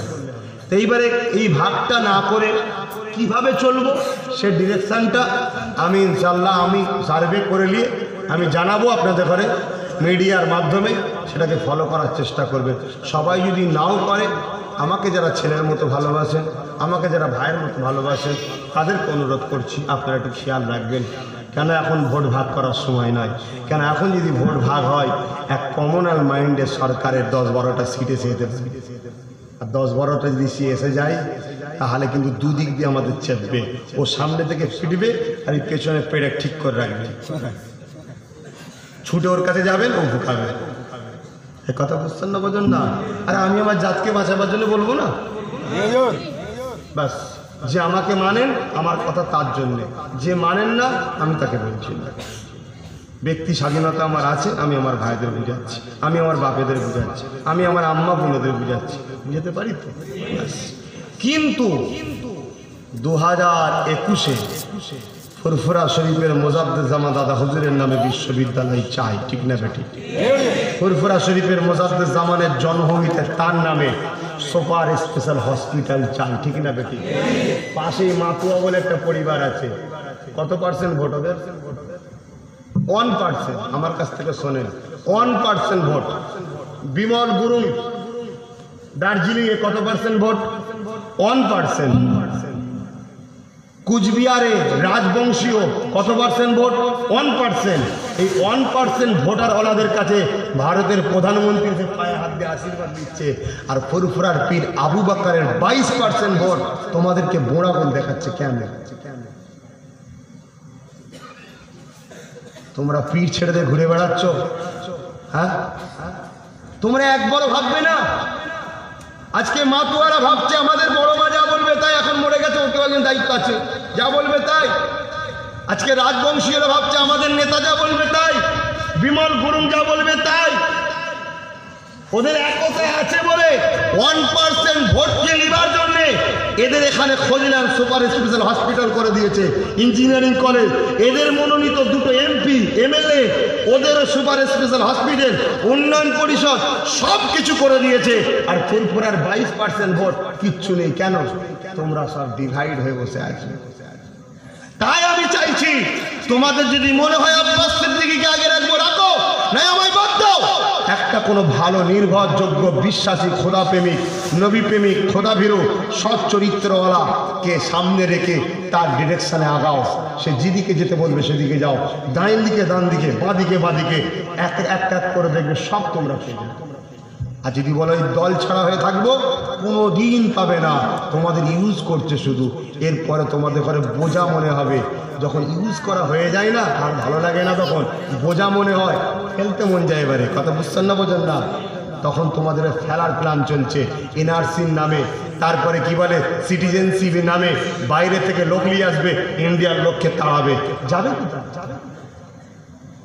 ওরা তো একদিনে সবাইকে করবে না, এক চান্সে 10 লাখকে মারবে, তাড়াবে, বাকিগুলো চুপ হয়ে যাচ্ছ, আবার 10 লাখ কোটা দেবে, বাকি চুপ, আবার 10 লাখ, বাকি চুপ। এইভাবে তো শেষ হয়ে যাচ্ছ তোমরা। এখনো সময় আছে, এখন হবেন ভাই, আল্লাহকে সাক্ষী রেখে বলুন হবেন না। আর মনে রাখবেন, তোমাদের যদি কেউ শেষ করে ডাইরেক্ট কাফের হতে পারবে না, মুসলমান সেজে মুনাফেক ঢুকিয়ে শেষ করবে, এটা মনে রাখবে। তাই খোদাকে ভয় করে, নবী প্রেমিক, লোভ নাই, এরকম লোক ডেকে নেবে। কথা বুঝে আসছে? আর এতটুকু মনে রাখবে, আমি একটা কলিকাতায় বলেছিলাম, গিয়েছিলে, আমি আর একটা দাওয়াত দিচ্ছি, যাবে? 21-এর মধ্যে যদি আমাদের এই দাবি দাওয়া না মানা হয়, আমরা 21-এর ভোটের আগে কলিকাতায় ব্রিকেটে যাব। রাজি আছেন তো? রাজি আছেন তো? ওখান থেকে ডাইরেক্ট ওপেন বলে দেবো কাকে রাখতে হবে, কাকে তাড়াতে হবে। কথা বুঝে আসছে? হাত নামান। তোমাদের ঘরে এলাকায় কেউ যদি রুখতে যায়, কিচ্ছু বলবে না, তার ফটোটা তুলে রাখবে, তার ফটোটা তুলে রাখবে। যখন উল্টাবে তারপরে এগুলোর ব্যবস্থা করবে। কথা বুঝছেন না, বোঝেন না? আর এগুলো যদি আমাদের সাথ দেয়, তাহলে আমরা উল্টাবার সময় এদের সঙ্গে কন্ট্যাক্ট করে এদের ঘরেও ভালো ভালো জায়গায় রেখে দেবো, কারণ এটা তো আমাদেরই।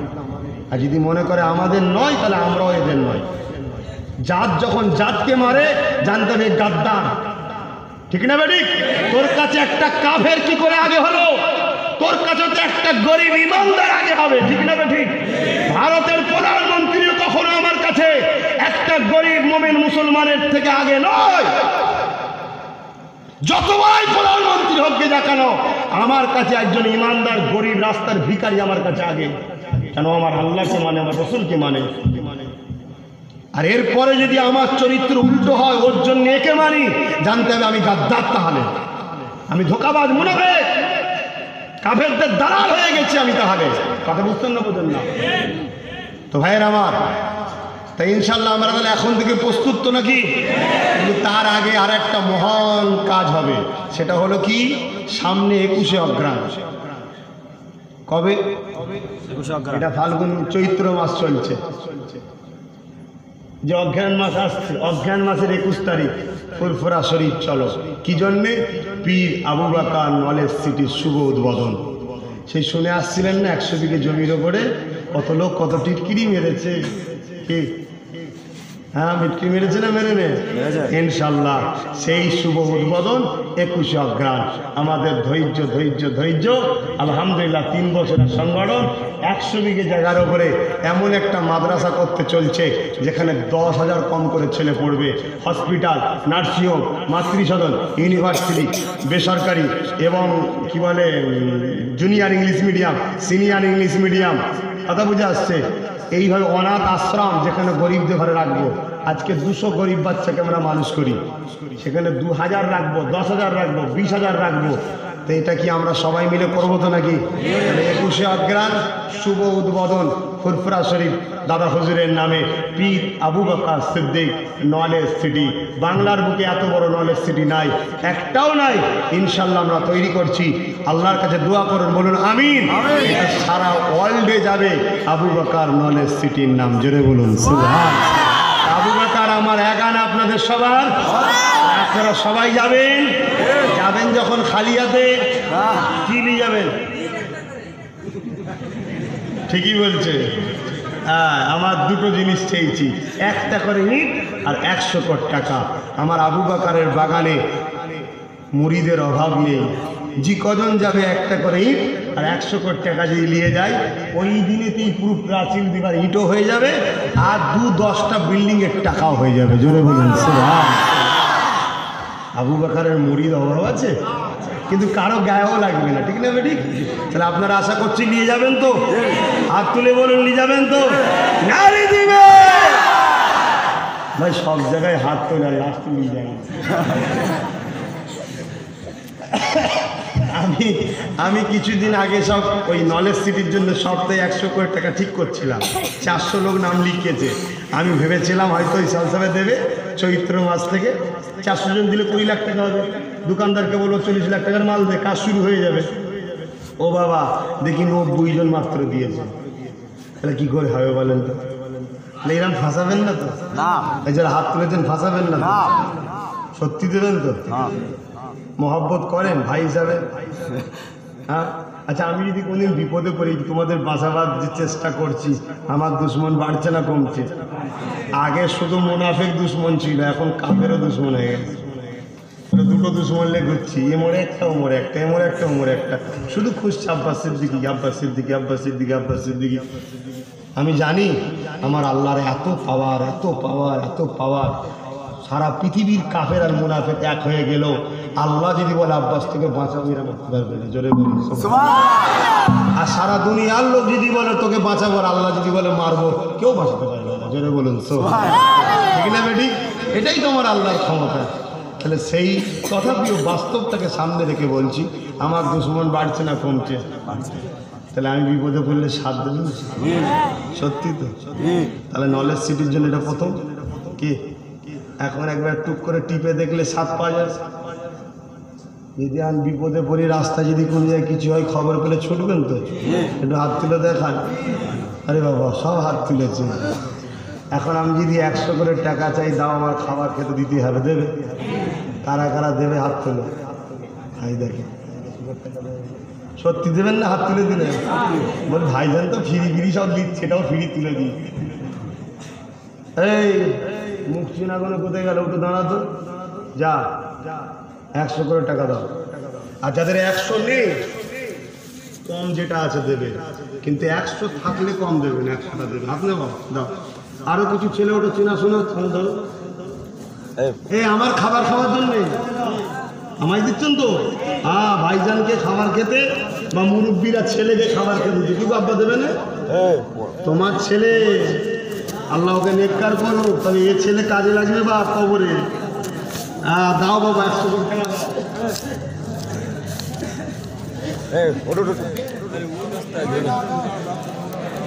এই সবাই মিলে উঠলে হবে না, যারা আমাদের চেনা পরিচিত। যাও পিছন দিকে, যাও পিছন দিকে, যাও না, এখানে সব এক জায়গাতে দুটো গেলে কেন?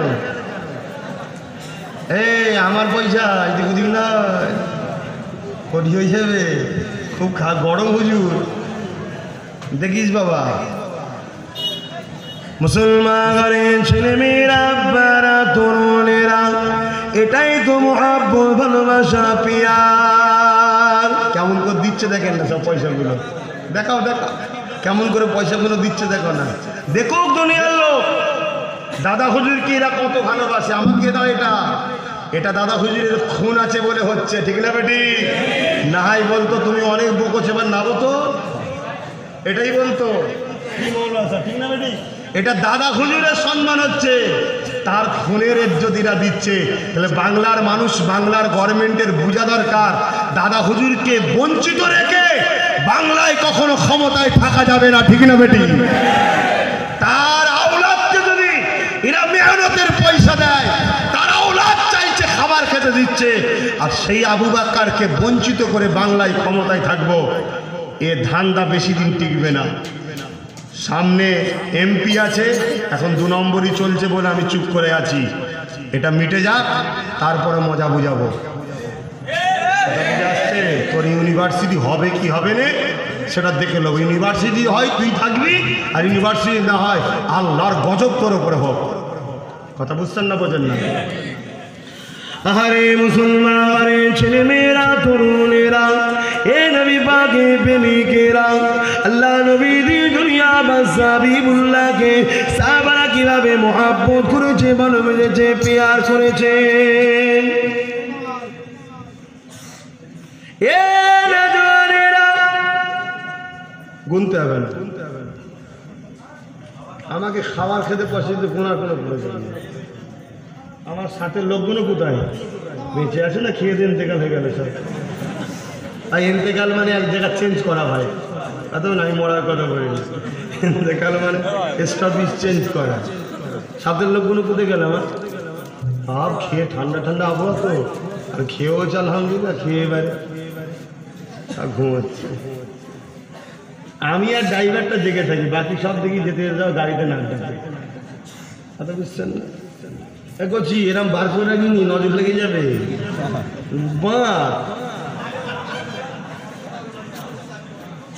নজর লেগে যাবে। এই করছি এ নাসির কোথা গেল? আই না বাবা, তোয়ালি আছে, একটা তোয়ালি নিয়ে না, তোয়ালার ধারণটা নিয়ে বাঁধ না। আল্লাহ কিছু মিলিয়েছে দে না বাবা, ফকির সাহেবের ঝুলিতে কিছু আল্লাহ দিয়েছে, দে। আই তো আল্লাহ নবী সাহাবা হুজুররা নবী পাককে কতটা মহব্বত করতে জানে।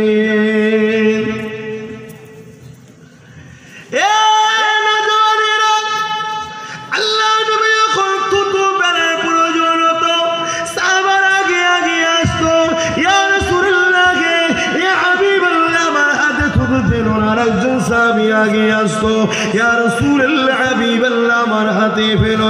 আর একজন সাহাবী আগে আসতো, ইয়া রাসূলুল্লাহ, আমার হাতে ফেলো।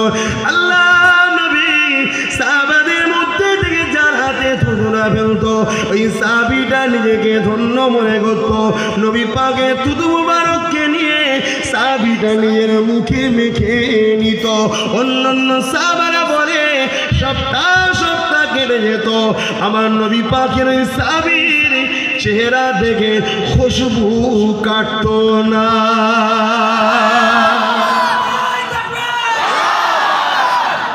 এই নেতার পক্ষে থাকো, এই নেতার পক্ষে থাকো, তোর গাড়ি বাড়ি জমি জায়গা এজ্জ সম্মান সব হবে, পরকালে জান্নাত হবে। বিশ্বাস করো ভাই, এই নেতার পক্ষে থাকো, এদিক ওদিক করুনি। আরে আমার নবী সাহাবাদের উপর কম জুলুম হয়নি।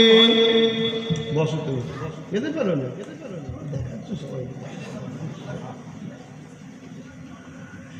এ নজওয়ানেরা, আল্লাহ নবী দুনিয়া হাবিবুল্লাহ জনাবে মুহাম্মদ রাসূলুল্লাহ নবী আমার সাহাবাদিওকে কতটা মহব্বত করত, আর সাহাবারা নবী পাককে কতটা ভালোবাসতো। এটা কাকে দিয়েছেন ভাই? কি জন্যে? এটা আমি যা খুশি তাই করতে পারি। এই টাকাটা আমি নলেজ সিটিতে দান করে দিলাম। কথা বুঝে আসছে? এটা যদি ডাইরেক্ট আপনাদেরকে বলতো নলেজ সিটির জন্য দেন, কালকে কেউ এসে বলতো টাকা দিচ্ছি তুলে খাচ্ছে, বলতো না? বলতো না? এই করে করে সেলসেলার কিছু হয়নি। মুড়ি দিতে রাজি আছে, কান খাবার লোকের অভাব নেই। কথা বুঝে আসছে? এই জন্যে আমি আমার জন্য চেয়েছি। কেউ যদি কান খেতে আসে ডাইরেক্ট বলবো তো খাবার জন্যই চেয়েছিল, আর খাবার তো প্রশ্নই নেই ভাই। ওখানে জলসা করলাম, 15,000 টাকা রাস্তা খরচ দিল। ও ছেলেটার সঙ্গে একটু সম্পর্ক আছে, আর একেবারে প্রথম প্রথম করছে, তাই বললো 15,000 টাকায় 15,000 জলসা করিনি, 20,000 কমে জলসা করিনি। এখানে 20,000 কত হলো ভাই? যাক আজকে 35,000, দুটো করে জলসা করলে ডেলি 20,000 টাকা। আমার খাবার অভাব আছে? আমি ডেলি 10,000 করে টাকা সংগঠনকে দিই, ডেলি 10,000 টাকা সংগঠনকে দিই। শুধু সংগঠন, নলেজ সিটি নয়, সংগঠন ফুরফাস আহলে সুন্নাত ওয়াল জামাতকে দিই। কত?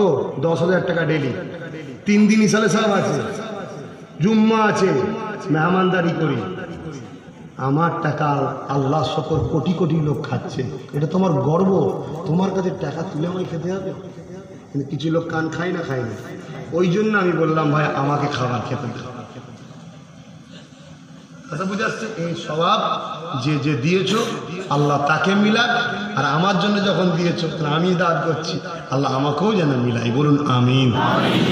মনে রাখবে যেদিন নলেজ সিটি উদ্বোধন হবে, কে কি দেবে না দেবে জানি না, যতদিন আমাকে আল্লাহ বেঁচিয়ে রাখবে মঞ্চ থেকে দাঁড়িয়ে আমি অদা করব আমার আবু বকরের ওসিলাই সব কিছু।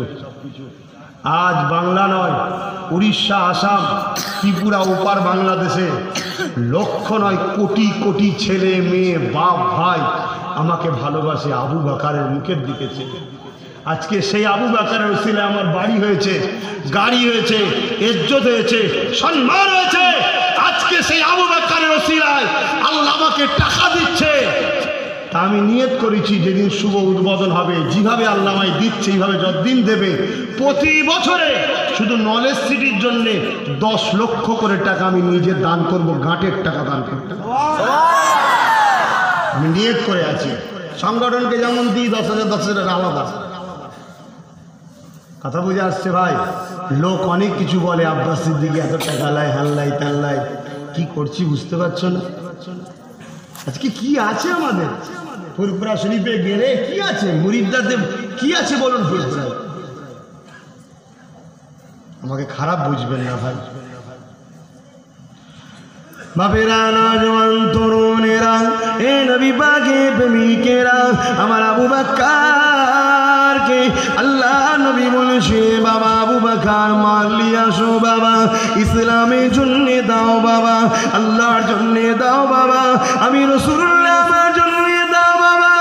এ বাবা সাহাবারা যাও বাবা, মাল নিয়ে আসো বাবা, মাল নিয়ে আসো। সাহাবারা যে যার মতো নিয়ে আসছে। হযরতে ফারুক আযম একটা পুটলি নিয়ে আসছে, আর আবু বকর একটা পুটলি নিয়ে আসছে। আল্লাহ নবী কি বলেছিল? এ আবু বকর কি রেখে এসেছো? আর উমর ফারুককে কি বলেছিল? এ উমর কি নিয়ে এসেছো? একজনকে বলল কি রেখে এসেছো, একজনকে বলল কি নিয়ে এসেছো। মানে নবীর কাছে তো খবর আছে, উমর কিছু বেঁচিয়ে রেখেছে, কিছু নিয়ে এসছে, আর আবু বকর সব নিয়ে এসছে। আহা, সেই আবু বকরের খুন মনে হয় আপনাদের যে তুলে খেতে হবে?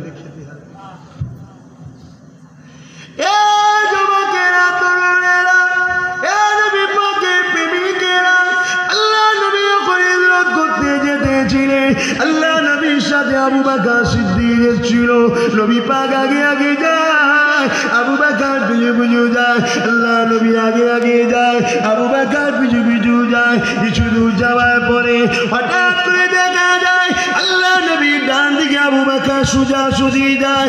আল্লাহ নবী এমনি করে ঘুরে দেখে নিল, কিছু বলল না। আবার কিছু দূর যাওয়ার পরে দেখা যায় হযরত আবু বকর আল্লাহ নবীর বাঁ দিকে সোজা সুজি যায়। আল্লাহ নবী আর একবার ঘুরে দেখে নিল, কিছুই বলল না। আবার কিছু দূর যাওয়ার পরে আল্লাহ নবী দেখতে পায় হযরত আবু বকর আমার নবী পাকের আগে আগে যায়। আল্লাহ নবী দাঁড় করিয়ে দিলে, এ আবু বকর বিয়াদবি করছে না বলবো না, তবে আবু বকর রহস্যটা কি বাবা? পিছু পিছু যাচ্ছিলে, চান্দি বাদি এখন আগে আগে। এ বাবা আবু বকর কি কারণ? হযরত আবু বকর বলেছিলেন, ইয়া রাসূলুল্লাহ, হাবিবাল্লাহ, কাফেররা আপনাকে জানে মারতে চেয়েছে, আমি তো আপনার সাথে যেতে চেয়েছি। যেতে যেতে মনে পড়ে যায় কাফেররা তো ডান দিকে দিয়ে হামলা করতে পারে, এই জন্য ডান দিকে দাঁড়িয়ে গেছি। কাফেররা তীর মারবে, আবু বকরকে লাগবে, কাফেররা পাথর মারবে, আবু বকরকে লাগবে, আবু বকর মারা যাবে। ইয়া রাসূলুল্লাহ, কোনো দুঃখ নাই, আপনার যেন কোনো ক্ষতি না হয়। আবার কিছুটা যাবার পরে বাঁ দিক দিয়ে হামলা হবে মনে হয়, বাঁ দিকে দাঁড়িয়ে যায়, এখন সামনে মনে হয় এই সামনে দাঁড়িয়ে গেছি। ইয়া রাসূলুল্লাহ, ইয়া হাবিবাল্লাহ, আমি আবু বকর নিজের শরীরটাকে আপনার জন্য ঢাল বানিয়ে দিয়েছি।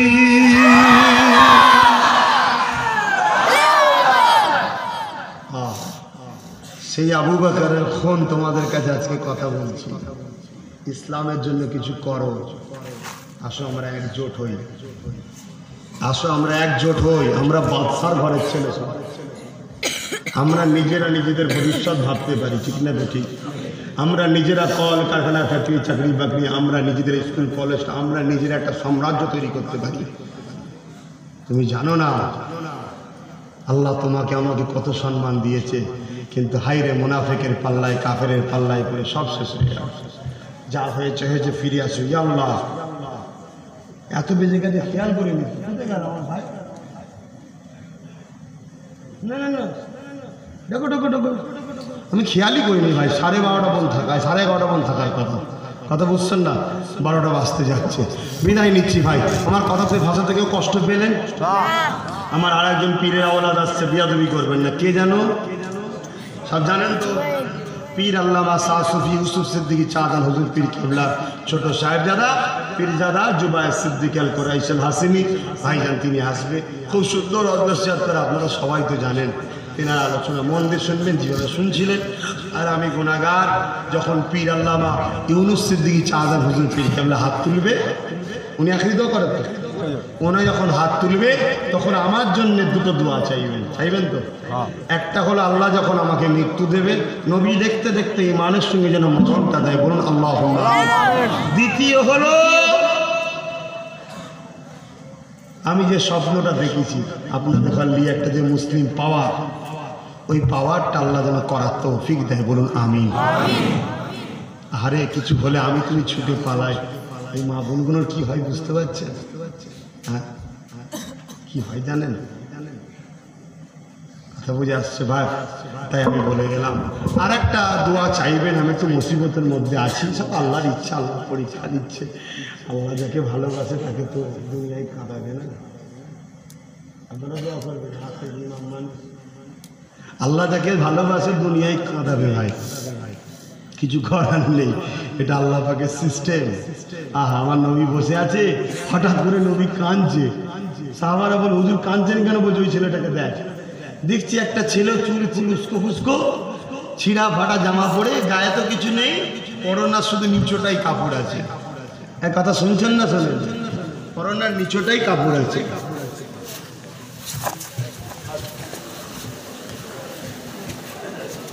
যাক, পীরের আওলাদ এসে গেছে, আর কথা নাই। নারে তাকবীর।